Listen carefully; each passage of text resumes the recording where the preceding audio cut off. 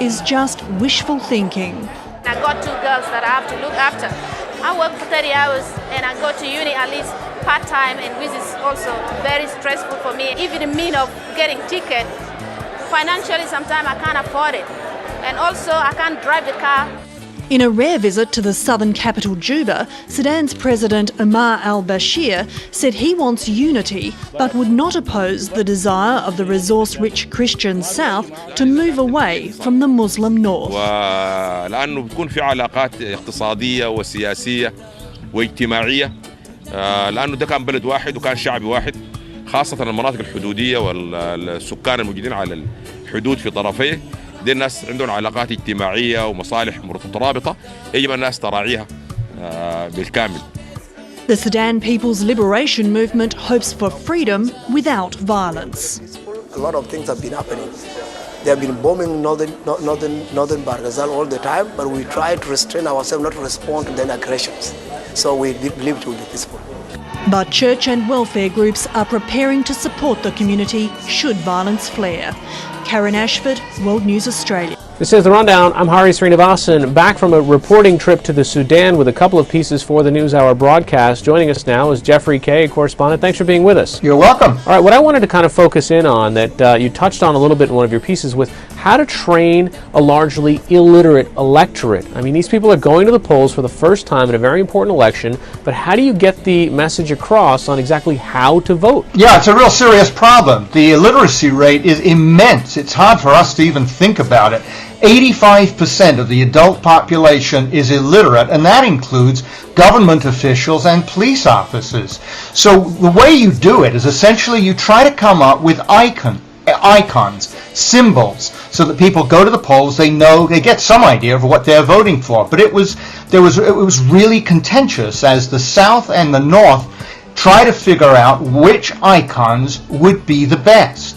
Finally, what they came up with was these, and I'm holding them up. You can see this one for unity and this one for separation, an open palm.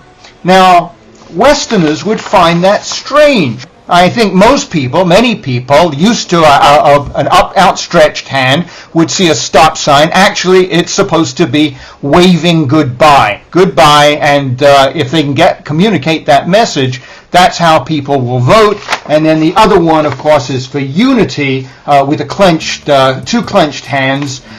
In the South, very few people, we didn't even run into one person who was actually in favor of unity. Then as we started talking to opposition politicians, it turns out there's another issue that they're very concerned about. You don't sign your name. Obviously, we're talking about an illiterate population. You put I think it's a thumbprint on either here or here in these circles, and then fold the paper.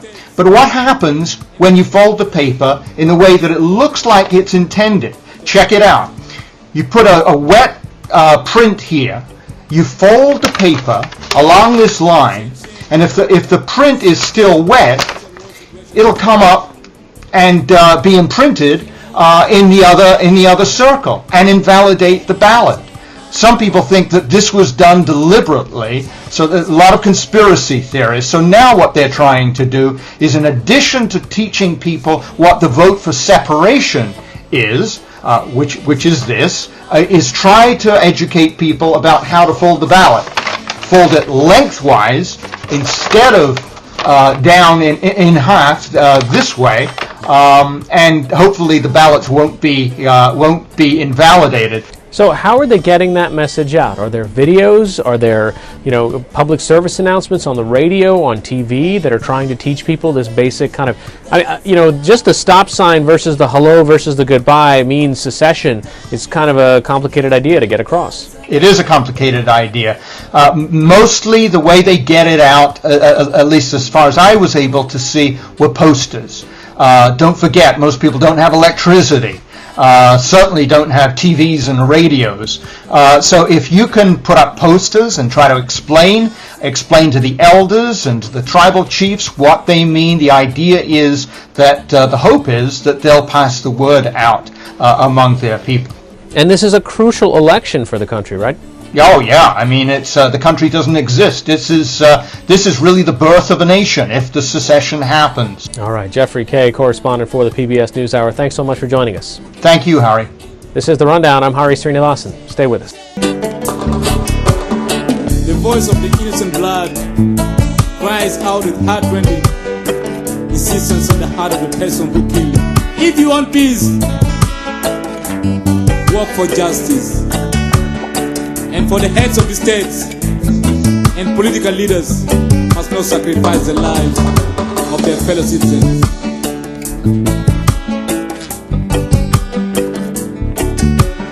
Shen Shen. This song tells about the actual war situation in South Sudan. Shen Shen Shen, Shen Shen Mama, Shen Shen, Shen Shen Shen, Shen Shen Mama.